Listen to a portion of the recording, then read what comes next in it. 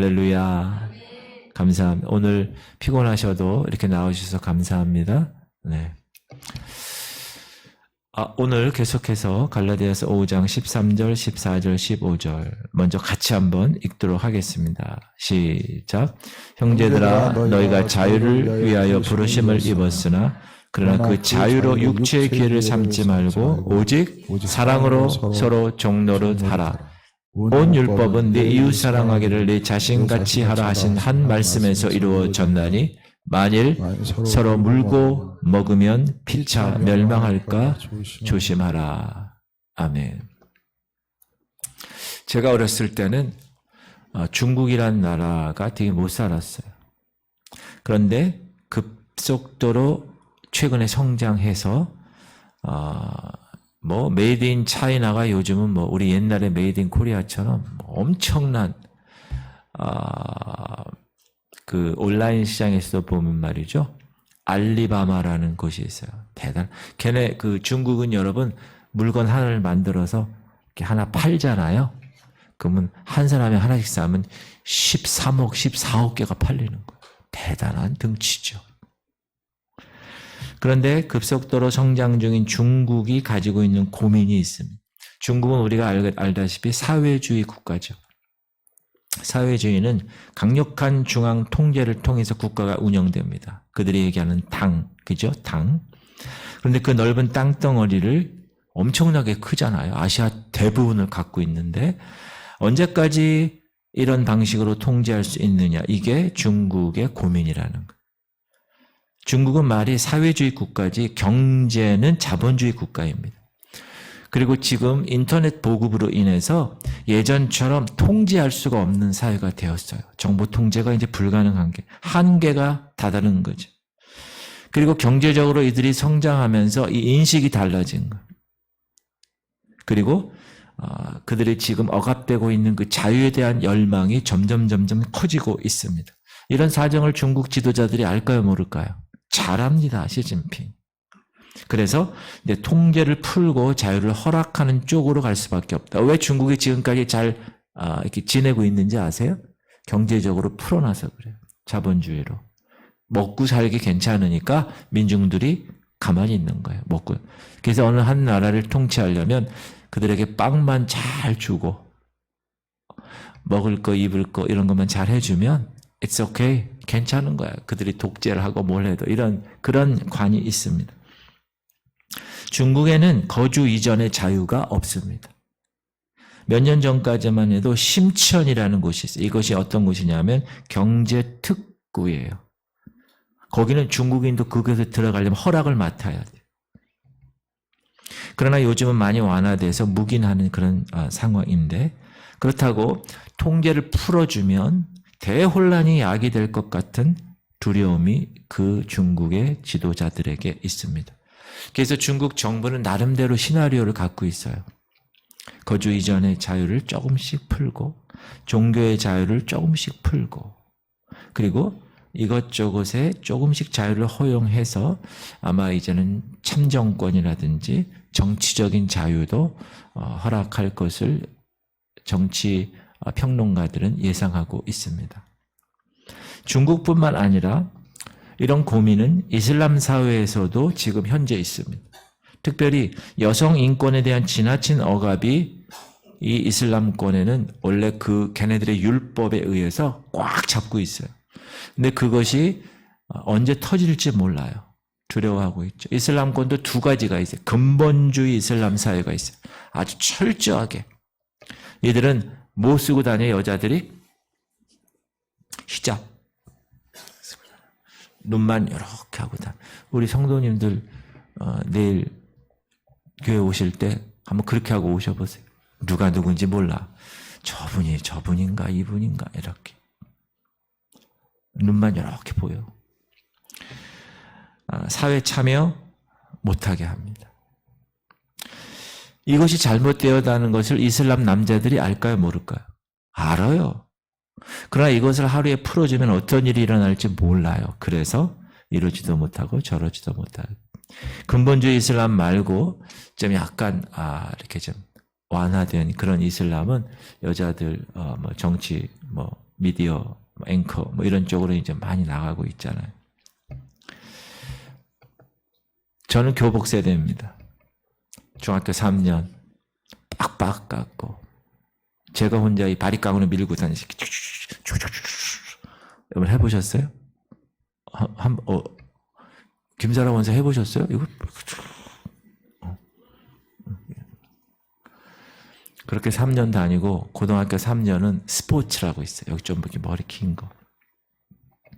호쿠 채우고 들어갈 때 또 선도부들 그냥 또 복장 불량하면 또 그냥 얻어맞고 그렇게 6년 졸업했습니다.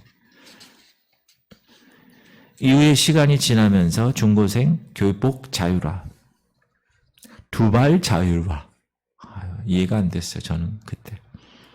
자, 이때도 마찬가지로 뭐가 있었을까요? 걱정이 있었겠죠. 야, 이거 두발 자율화라면 이 새끼들 이거 어떻게 되는 거야? 교복 자율화라면 이건 어떻게 되는 거야? 통제가 안 될 것 같았어요. 머리 길고 나쁜 짓 하면 어떻게 하지? 저 어렸을 때는 통행 금지가 있었어요. 12시 되면요. 돌아다니잖아요. 잡혀갔어요.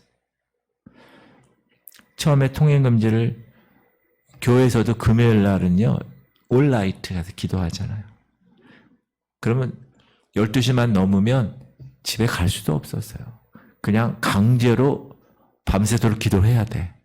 새벽 4시인가요? 5시? 4시 반? 하여튼 그때까지는 잡혀 있어야 돼. 여러분 그런 경험 있잖아요. 처음에 통행금지 해제한다고 했을 때 사람들이 다 그래도 되나? 불순분자들이 이거 그런 두려움이 있었어요. 진짜로 있었어요. 이런 자유로 인해 발생된 나쁜 요소도 물론 있는 것이 사실입니다.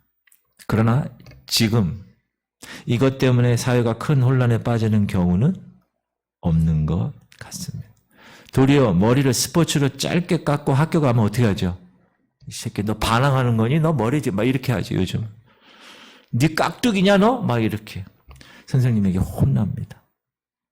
자, 바울이 예수 그리스도께서 우리의 모든 죄를 용서하셔서 그리스도께서 너희 죄를 대신해서 우리에게 자유를 주셨단 말이야. 근데 그 얘기가 바울 한 얘기가 사람들에서 오해를 받는 거예요. 도덕 폐기론자다 이렇게.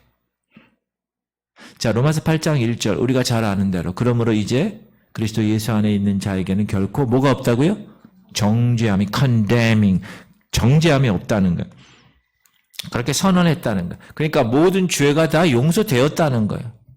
그러니까 사람들 생각이 이러는 거예요. 야, 그러면 이제 마음껏 죄 지어도 되는 거 아니야? 라고 바울을 비난한 거예요. 바울이 그렇게 얘기하니까. 야, 바울이 전하는 복음 저거 위험해 저거. 저거 방종으로 갈 수 있어. 죄를 더 지을 수 있는 위험이 있는 거야. 우리가 교복 자유화나 두발 자유화나 통행금지 해제했을 때랑 똑같은 경우가 생긴 것입니다. 그러나 이런 염려는 복음을 표면적으로만 알아서 그래요. 복음의 의미를 바르게 이해하면 더 이상 이런 문제로 우리의 에너지를 낭비할 필요가 없습니다. 13절에 어떻게 시작합니까? 시작. 형제들아 너희가 자유를 위하여 부르심을 입었으나 우리는 복음으로 자유케 되는 부르심을 받았습니다. 맞습니까?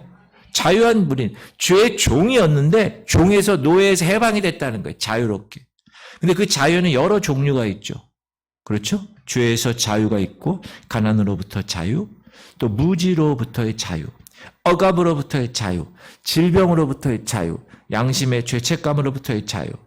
자, 복음이 우리를 자유케 했는데 그렇다면 그 자유는 어떤 자유인가? 어떤 자유인가? 첫 번째, 차별과 죄의 형벌로부터의 자유입니다. 여러분, 우리가 사는 이 사회는 차별이 없죠? 차별이 있어요. 민주주의는 차별이 없는 것 같죠? 차별이 있어요. 사람을 여러분 차별해서 대우하여 외모가 준수하고 옷 아주 비싼 거 입고 명품 이런 거 하나 들고 좋은 차 타고 다녀야 사람들이 무시하지 않는다는 말을 합니다. 가진 사람에게는 가진 사람답게 대우를 하여 없는 사람에게는 없는 사람답게 대우하는 것이 당연하다고 이야기합니다. 그래서 우리가 농촌에서 소 팔아서 애들 대학 보내는 이유, 공부하는 이유, 그리고 그들이 고시방에서 혼자 도서관에서 열심히 공부하고 노력하는 이유가 뭐죠? 남들과의 차별을 얻기 위함이다. 그런 건지도 모르겠습니다. 정말 그런 것 같아요. 기도원에서 여러분, 기도원 그 주차 관리하시는 분이 저기서 티코가 오대. 티코. 여러분, 티코 무슨 차인지 아세요? 티코? 티코가 얼마나 빨리 달리는지 아세요, 여러분? 정말 빨리. 티코가 왜 빨리 달리는지 아세요? 창피해서 빨리 다녀요. 막 그냥. 티코가 딱 왔대요. 그래서 그 주차 관리하는 거기 대지 말고 저쪽에 대라는 거야. 그러니까 이분이 티코 타신 분이 그런 다음에 저쪽에 가서 탁 나왔어. 어떻게 오셨습니까?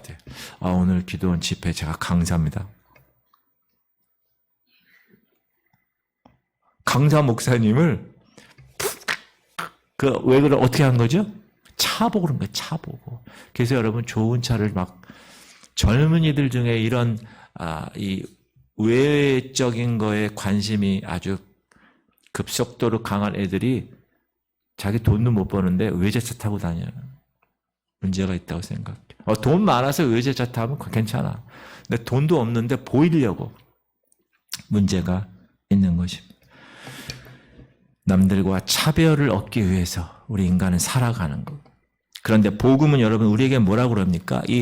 우리가 읽은 이 갈라디아서나 로마서에 보면 유대인이나 헬라인이나 종이나 주인이나 남자나 여자나 다 그리스도 안에서는 뭐라고요? 하나라는 거, 하나. 차별이 없다는 거예요, 차별이. 성경이 쓰여질 시대에는 여러분 유대인과 헬라인 차별이 있었어요. 종과 주인 차별이 있었다니까.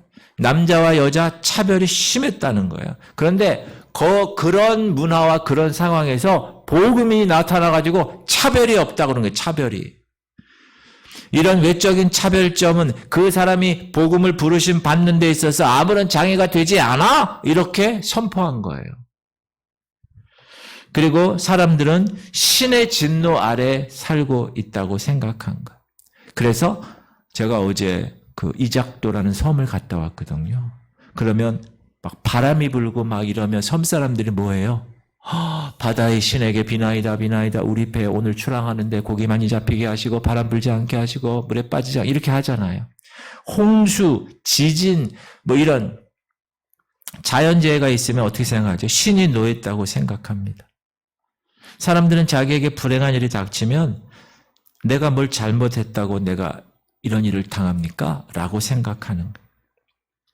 이 말은 뭐죠? 다 자신이 잘못하면 신이 벌 내릴 것이라는 두려움을 갖고 있어요.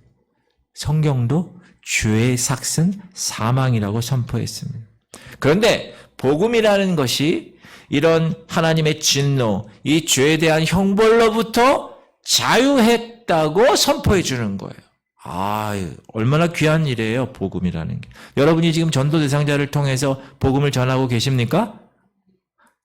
그럴 때 이렇게 제가 이제 계속해서 전도에 관한 말씀을 드릴 텐데 여러분이 그걸 하나하나씩 듣고 여러분으로 소화시켜서 여러분의 언어로 얘기할 수 있어야 돼요. 복음은 우리를 이처럼 차별과 형벌로부터 자유케 했다는 거예요.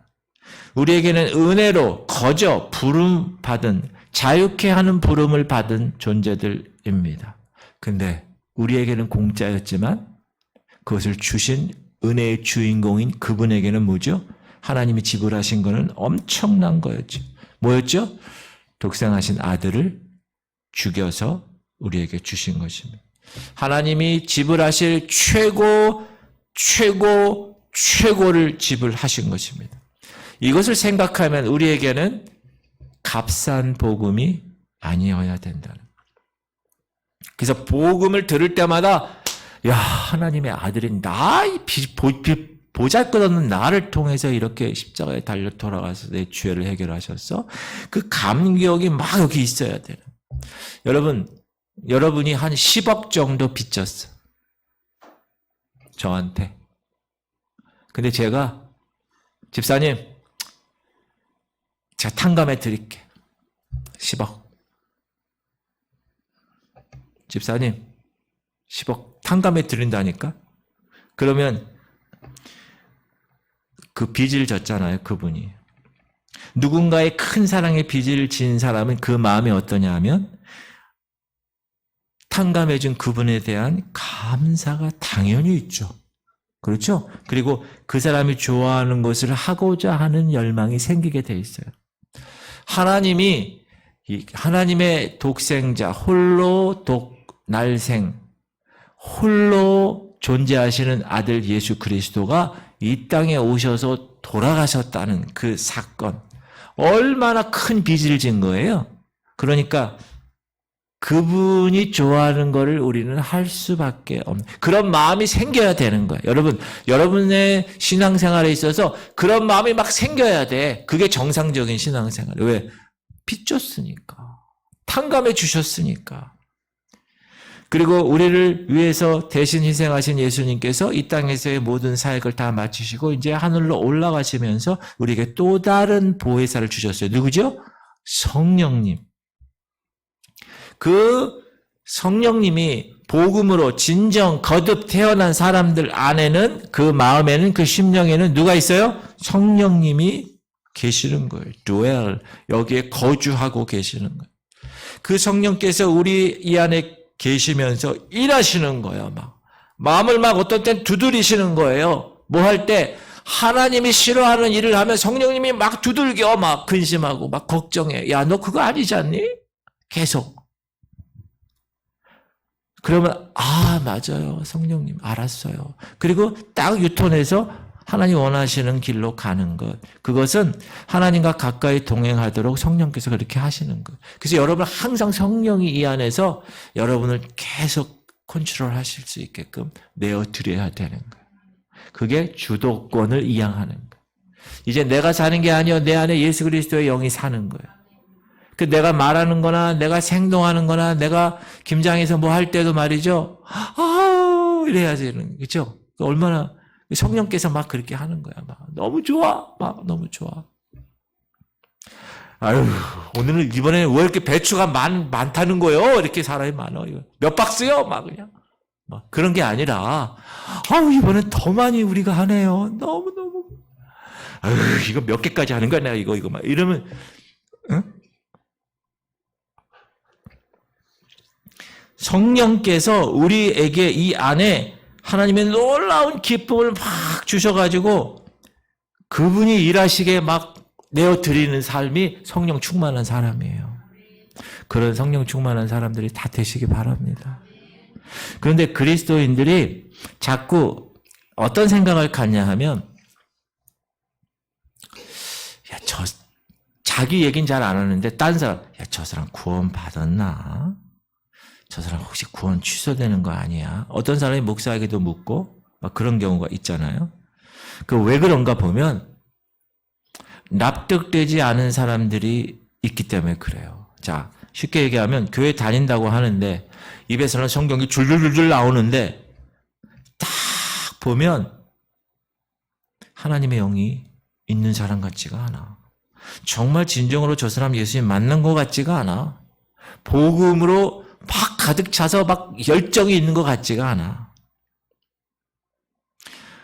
그런 삶을 보니까 저런 사람도 구원받으면 나만 혼자 열심히 봉사하고 말이야 섬길 필요가 있나 그냥. 그냥 내일 7시에 딱 배추 온다는데 나만 나오면 어떡해. 나만 혼자 이럴 수 있나 이런 생각이 들 수 있는 거예요. 왜? 납득되지 않는 사람들이 있기 때문에. 그래서 사람들이 어떤 생각을 갖냐면 최소한으로 그 조건을 만족시키려고 생각하는 거예요. 제가 쉽게 얘기할게요. 요즘은 우리들이 라디오 잘 안 듣는데 옛날에는 정말 라디오가 필수품이었어요. 저희 집에는 라디오 극동방송량 아예 고정시켜놓고 24시간 틀어놔 우리 어머님이. 그러면 중간중간에 뭐가 나오냐면 신앙 상담 프로그램이 나와, 상담. 그러면 그때는 이 우편 엽서가 있잖아요. 그 우편 엽서 딱 아나운서가 어디 상수동에 있는 뭐 집사님께서 뭐 이렇게 하잖아요. 지금은 뭐 다 카톡이지만 옛날에 진짜 우편 엽서. 그러면 신앙 상담할 때 제일 많이 나오는 질문, 11조와 술, 담배 문제라고 그래요. 11조를 어떤 질문을 하냐면, 목사님, 11조 뗄 때 세금 전에 뗍니까? 세금 다 떼고 난 다음에 뗍니까? 이런 질문. 목사님, 이미 부모님이 11조를 하고 용돈을 받았어요. 자, 다시. 부모님이 11조를 하고 나서 내가 용돈 받았어.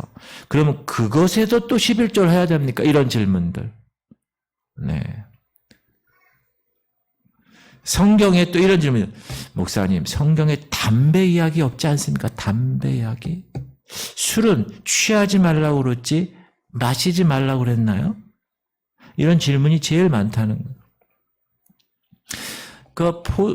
포도주 그 첫 번째 예수님이 기적을 이렇게 한 게 그 가나 혼인 잔치에서 물로 포도주를 만들었다는 거 아닙니까? 뭐 이런 거. 예수님도 이렇게 하는데 아니 왜 안 합니까? 여러분 이거는 그것만 제가 잠깐 얘기할게요. 이 성경에서 포도주 먹는 얘기는 많이 나오잖아요. 예수님도 나오고 제자들도 먹고 그냥 한잔하고 뭐 이런 게 그거는 성경이 번역이 잘못돼서 그런 거예요. 성경 번역이. 포도주가 아니라 포도즙이에요. 즙. 아셨죠?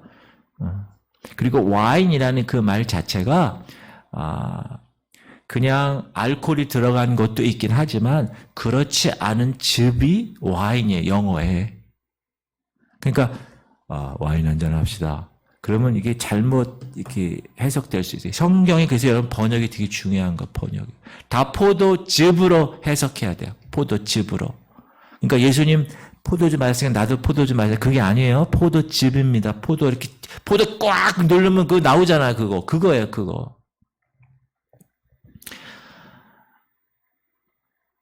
신앙 상담에서 그런 질문들이 나오는 이유가 뭐냐면 가능한 한 최소한의 드림으로 11조 조건을 만족하고 싶기 때문에 그런 질문을 하는 거고 죄만 아니라면 술, 담배 하고 싶어서 그런 질문을 하는 거예요. 보통. 그런데 우리 생각이 우리를 자유케 한 복음이 얼마나 값진 것인가를 알게 되면 그리고 하나님이 어떤 관심을 갖고 있는가 거기에 내 마음의 초점을 맞추고 주님을 따르기 원한다면 이런 문제에 머물러 있을 수가 없는 거죠. 저 사람 구원 받을 수 있을까? 여러분 그런 의문이 나잖아요. 그러면 어떤 생각을 하냐면 따라합시다. 그 마음의 중심을 보시고 하나님이 판단하실 것입니다. 그렇게 생각하고 그분이고 여러분은 여러분 나름대로 신앙을 어떻게 해야 돼요? 잘 말씀대로 순종하면서 지켜나가야 돼.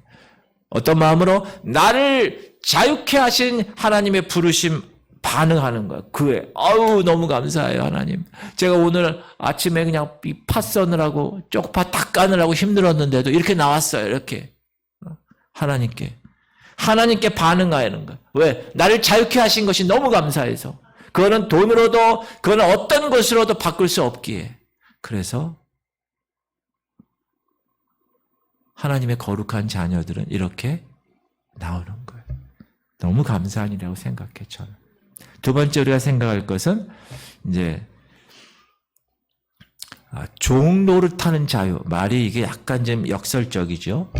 종은 자유가 없는데 종 노릇하는 자유인데 사랑으로. 자 13절 하반절 시작. 그러나 그 자유로 육체의 기회를 삼지 말고 오직 사랑으로 서로 종 노릇하라. 먼저 생각할 것은 여러분 자유케 된 존재입니까? 그걸 먼저 인식해야 돼요. 나는 이제 죄와 사망의 법에서 노예에서 진노의 자녀에서 나는 자유케 된 존재야 나는 자유한 자의 아들이야. 예수님이 그렇게 하셨으니까. 예수님이 그 모든 죄와 사망을 다 깨시고 2000년 전에 십자가에서 이미 승리하신 그분의 자녀이기 때문에 나도 동일하게 자유케 된 자야. 그러면 우리가 그 얻은 자유로 뭘 해야 됩니까? 육체의 기회를 삼으면 되지 않는다는 거예요. 이 말이. 이 육체라는 말이 두 가지가 있는데 사륵스라는 게 있고 소마라는 말이 있는데 여기서는 사륵스라는 거예요. 이런 바디는 소마라고 그러고 그러니까 이런 거. 그러나 하나님을 대적하는 삶을 지향하고 싶은 이 죄의 처소로서의 육신, 영어의 플래시, 그렇죠? 바디가 아니라 플래시, 이 육신을 가리키는 거예요. 이 말은 뭐냐? 죄의 본성을 얘기하는 거예요. 죄의 본성. 오늘 본문에서 쓴 그 의미가 뭐냐? 죄성의 핵심 이야기라는.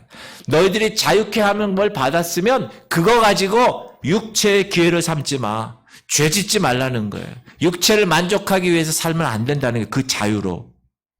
나 구원받았으니까 이제 나는 티켓팅 했으니까 게세라세라 그게 아니라는 거예요. 따라합시다. 죄성의 핵심은 자기 중심입니다. 이게 죄의 핵심이에요. 자기가 주인공이고 다른 사람은 엑스트라예요. 요즘 문제가 되는 성폭행, 막 초등학생 성폭행, 막 길 가는 여자 막 뒤에서 때려가지고 기절시키고 성폭행, 막 이런 거 있죠. 그런 것들이 왜 자꾸 일어납니까? 그것이 얼마나 상대방에게 큰 상처로 남기는지 몰라서입니까? 자기만 생각하기 때문에 자기만.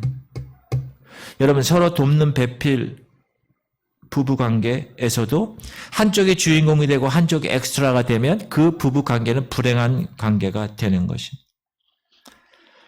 내 입장, 내 생각, 내 욕구가 중심이 되면 주변 사람들은 다 뭐가 돼요? 엑스트라가 되는 거예요. 오늘 말씀에 육체의 기회라는 말이 이 기회라는 거는 작전 기지에서 사용하는 군사 용어예요. 아포르메라는. 그러니까 예수님께서 자기를 버려서 우리에게 자유를 허락하셔서 우리에게 허락하신 그 자유가 자기 중심적인 삶을 사는 작전 기지 역할을 하면 안 된다는 거예요. 이 플래시가. 그 본성대로 죄의 삶을 살면서 자유라는 것으로 합리화시키면서 사용하지 말아라 하고 엄중하게 지금 경계하시는 거예요. 만약에 그렇게 되면 내 몸이 구원받았고 예수 그리스도의 피값으로 내가 새롭게 거듭났음에도 불구하고 어떻게 해요? 육체의 작전 지시를 따르는 종이 될 수밖에 없다라는 거죠. 그러니까 육체대로 사는 사람이 있어요. 여러분 교회 다니면서도 육체대로 사는 사람이 있다니까요. 육신에 속한 사람이에요. 그 사람은. 케세라세라 삶. 그렇게 살면 안 된다는. 너희가 자유케 되었으면 그 자유를 육체를 만족시키는 대로 자유를 쓰면 안 돼. 이렇게 얘기하면서 동시에 그러니까 사랑으로 종노릇해. 이 얘기를 하는 거예요. 시작.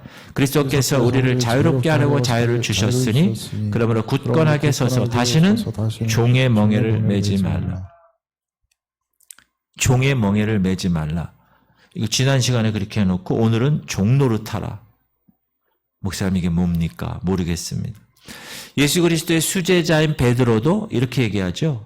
너희는 시작. 너희는 자유가 있으나 그 자유로 악을 가리는 데 쓰지 말고 오직 하나님의 종과 같이 하라. 다른 부분이 있다면 베드로와 바울이 다른 부분이 있다면 바울은 그 자유로 육신에게 삼지 말고 그 자유로 서로 종노릇하라. 이렇게 얘기했고 베드로는 그 자유로 하나님의 종같이 하라. 다 같은 말이죠. 그런데 이 예가 구약에 있는데 출애굽기 21장에 보면 유대인 사회에서는 종이 있었어요. 근데 그 종이 6년간 일하고 7년째 안식년이 되면 그 주인이 종을 풀어줘야 돼. 자유롭게. 그게 법이야. 율법이야. 근데 이 종이 6년 하는데 너무 주인과 사이가 좋아요. 그래서 이 종이 주인님, 저 주인님 사랑합니다. 그래서 저에게 7년째 자유 주시지 마시고요. 저는 계속해서 평생 주인과 함께 종의 모습으로 살기를 원해요. 이렇게 얘기해서 아니야 너 자유케 해줄게. 아닙니다. 저는 주인님하고 그렇게 살겠습니다. 이렇게 얘기하면 이 주인이 어쩔 수 없으니까 어떻게 하죠? 알았어. 그리고 종의 이 귓불 대문에 대고 뭐 하죠? 송곳으로 뚫어. 그래서 표시를 하는 거예요. 이 사람은 자기가 원해서 종이 된 사람입니다. 그 표시하는 거. 그래서 여러분이 귀걸이 하는 게 그 뜻이에요. 귀 여기 빵꾸 뚫어가지고. 자기 빵꾸 뚫은 거 만져봐봐요. 그 뜻이라니까? 이렇게. 무슨 뜻이라고요? 나는 내 자유로 종이 되기 원합니다. 그러면 주인이 그 종을 잘 드세요. 그 종이잖아요. 근데 그 종을 아들처럼 대하는 거예요. 하나님은 사랑이십니다. 하나님의 사랑을 경험한 자로서 하나님은 뭐라고 그러세요? 사랑의 종이 되라는 거예요. 그 노예가 주인을 너무 사랑해서 나는 평생 노예로 살겠습니다. 근데 그 주인은 뭐라고 그래요? 알았어. 빵꾸 뚫어서 뭐라고 그래요? 넌 이제 자녀야. 종이지만 자녀로 대해주는 것. 하나님을 여러분 너무 사랑해. 그래서 하나님의 사랑의 종이 될 수 있는 겁니다. 그거를 모델로 우리에게 알려주기 위해서 예수님이 이 땅에 오신 거예요. 예수님이 이 땅에서 보여주신 것이 뭐죠? 따라합시다. 사랑으로 종 노릇한 겁니다.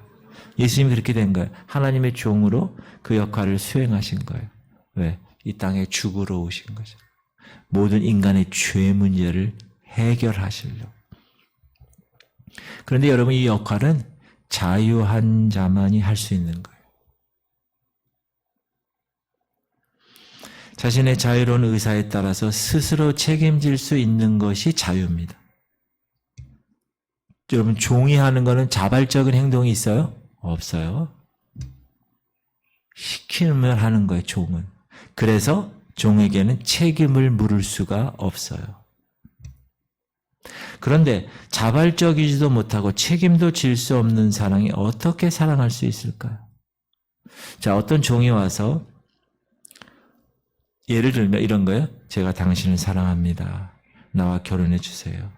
내가 평생 당신을 행복하게 해드리겠습니다. 여러분 이런 사랑을 고백하면 종이 그러면 그 말을 믿을 수 있습니까? 따라하세요. 자유가 없으면 진정한 사랑도 불가능합니다. 그래서 하나님은 우리를 아들의 희생을 통해서 자유하게 하신 것입니다. 그리고 그 아들처럼 자유한 그 아들처럼 그분이 스스로 십자가를 지신 거잖아요. 그래서 기꺼이 하나님의 종으로서 사랑으로 서로 종노릇하는데 사용하도록 하신 것입니다. 우리에게 아가페적인 사랑의 길을 열어주시기 위해서 그 자유를 주신 것이에요.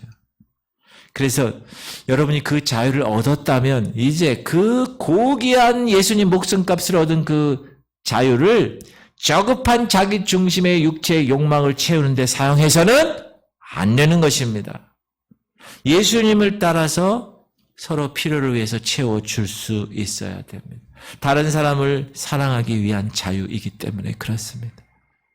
그거는 나 혼자 잘 먹고 잘 살라고 교회도 마찬가지고 여러분도 마찬가지. 다른 사람을 사랑하기 위한 자유라는 것. 여러분 그런 자유를 꼭 인식하시기 바랍니다. 그래서 교회는 계속 퍼줘야 돼. 이 선교지나 복음이 전하는 곳에. 여러분들도 마찬가지예요. 세 번째 생각할 것은 온 율법을 성취하는 자유입니다.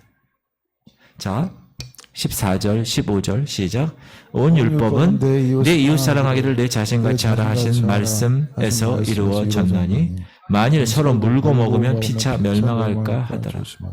자, 갈라디아 교회는 바울의 전도를 통해서 복음이 들어갔고 그들이 자유를 얻었어요. 그런데 저 예루살렘에서 온 유대인들이 들어오면서 이 교회가 막 다투게 된 거예요. 왜?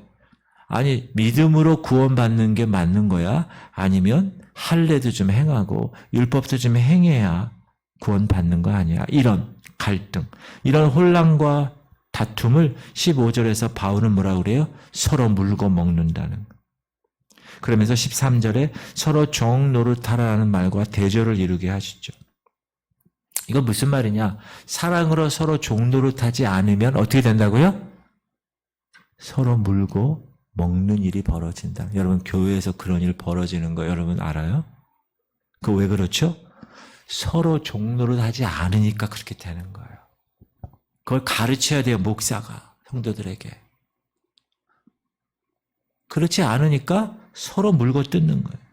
이게 우리 사회, 우리 한국교회 단면입니다. 여러분 물고 먹는다는 말은 어디에서 줄었을까요? 육식동물이 격렬히 싸우는 모습을 연상시키지 않습니까? 여러분 개싸움 아세요? 개싸움? 개들. 잘 싸우는 개는요, 한 번 물면 놓지 않는데. 그러니까 상대방이 굴복하는 거예요. 그런데 이런 싸움에서는 절대 마음으로부터 굴복되지 않고 다시 체력을 키우고 다시 칼을 갈고 다시 복수의 준비를 하려고 하는 거예요. 그게 물고 먹는 거예요. 마음에 상처 주거나 비난으로 상대방을 괴롭히거나 그랬어? 어디 한번 보자 너. 한번 걸려봐라 너. 이게 물고 뜯는 거예요. 지금 여기서. 그걸 왜 그렇게 생겼다고요? 사랑으로 종노릇하지 않으니까 그런 일이 생겼다는 거. 우리 교회에서는 이런 일이 생길까요? 생기면 안 돼. 안 돼. 사랑으로 그래서 종노릇 하시기 바랍니다. 아유 집사님, 아유 권사님, 항상 뭐 필요한 거 없으세요? 계속 이렇게.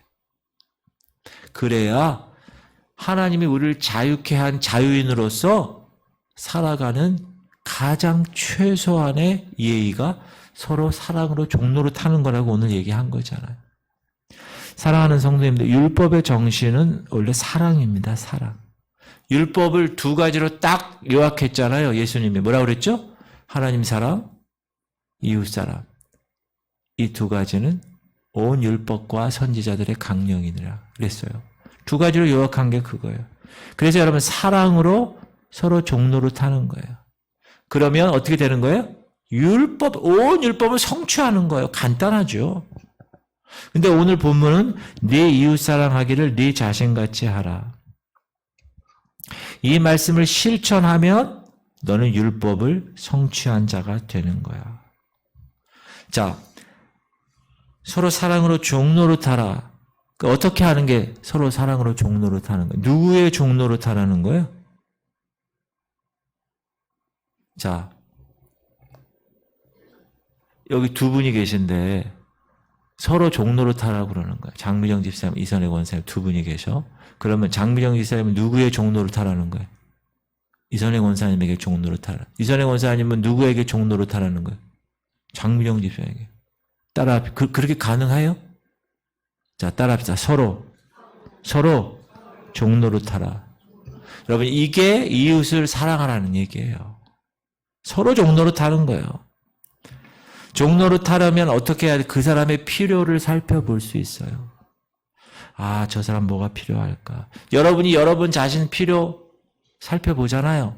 그것처럼 살펴보라는, 그게 내 이웃을 내 몸같이 사랑하라는. 우리 여러분 뭐 하나 딱 잘못돼서 아이고 아파 아우 이거 빨리 병원 가고 빨리 뭐 맞고 약 먹고 막 그렇게 몸을 사랑하잖아요. 그것처럼 상대방을 그렇게 사랑하라는 거.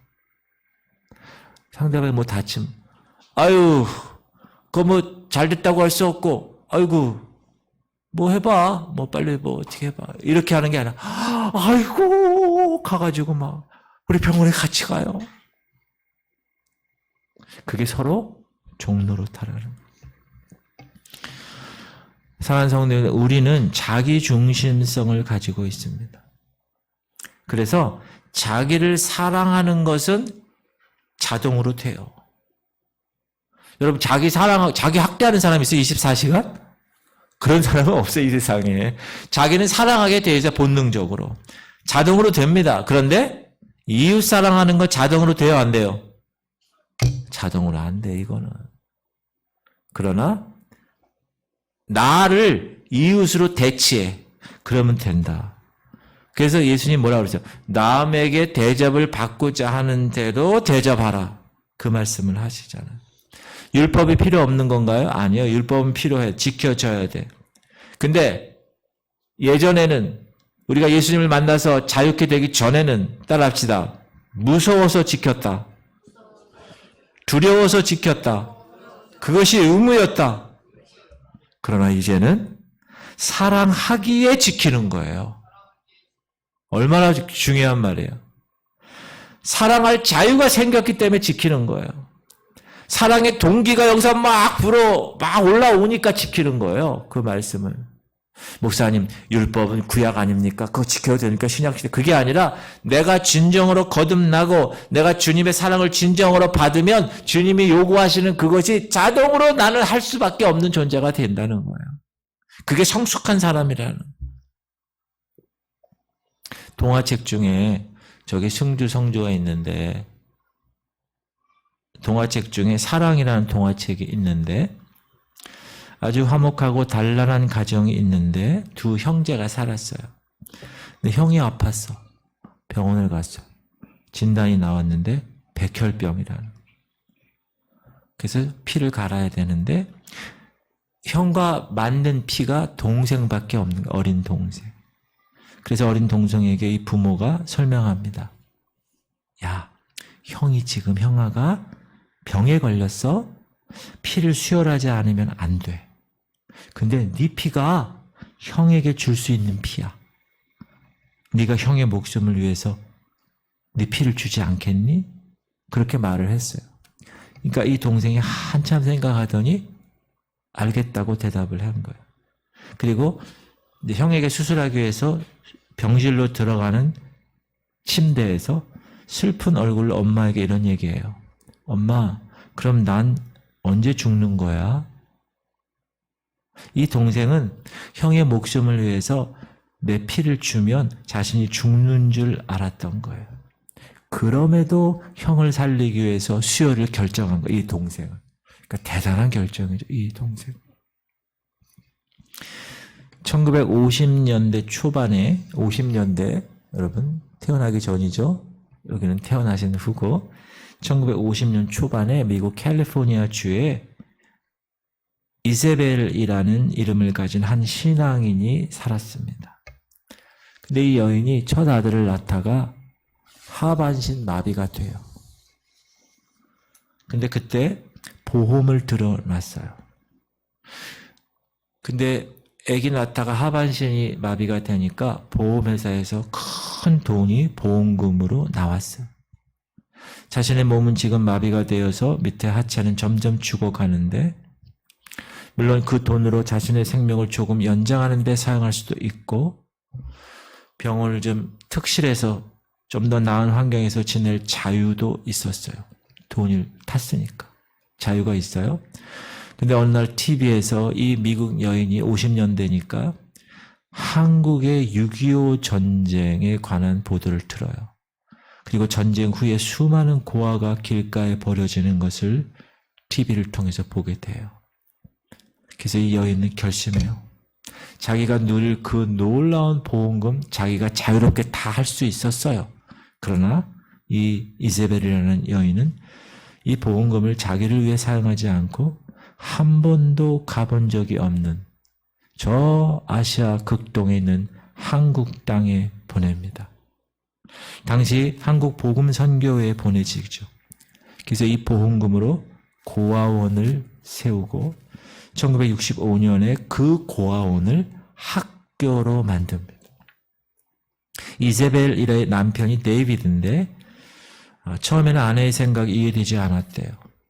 그런데 하나님의 사랑을 깨닫게 되면서 그 고아원을 학교로 만드는데 더 필요한 돈, 자신의 전 재산 6만 불을 보냅니다. 학교를 세운 일에 동참하죠. 당시 6만 불이면 1950년대에 엄청난 돈이었습니다.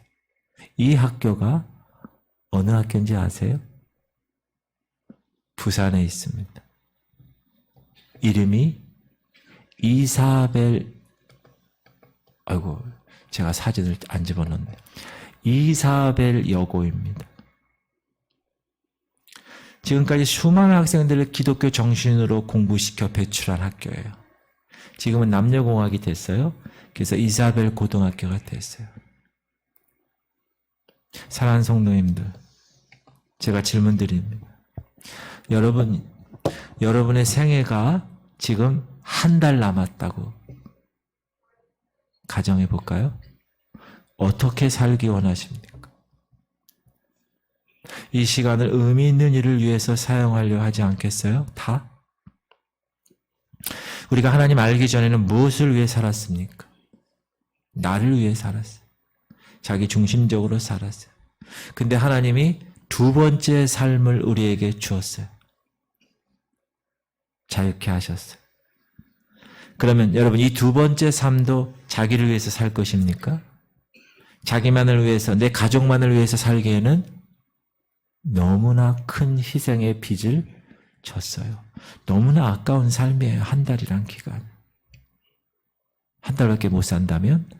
왜냐하면 너무나 값비싼 대가를 지불해서 얻은 삶이기 때문에 그렇습니다. 여러분이 지불했어요? 아니요. 하나님께서 지불해 주셨기 때문에 뭐 하라고? 서로 사랑하라고. 사랑으로 종 노릇하라고. 주신 사랑으로 우리는 그 사랑으로 얻은 삶이요. 두 번째 삶, 거듭 태어난 삶. 그렇다면 예수님처럼 서로 사랑하도록 주신 자유를 어떻게 사용하시겠습니까? 육체의 기회로 사용하시겠습니까? 아니면 사랑의 기회로 사용하시겠습니까? 서로 물고 먹는 데 사용하시겠습니까? 아니면 서로 종노릇하여 온 율법을 완성하기 위해서 사용하시겠습니까? 선택은 여러분의 것입니다. 우리 기도하십시다.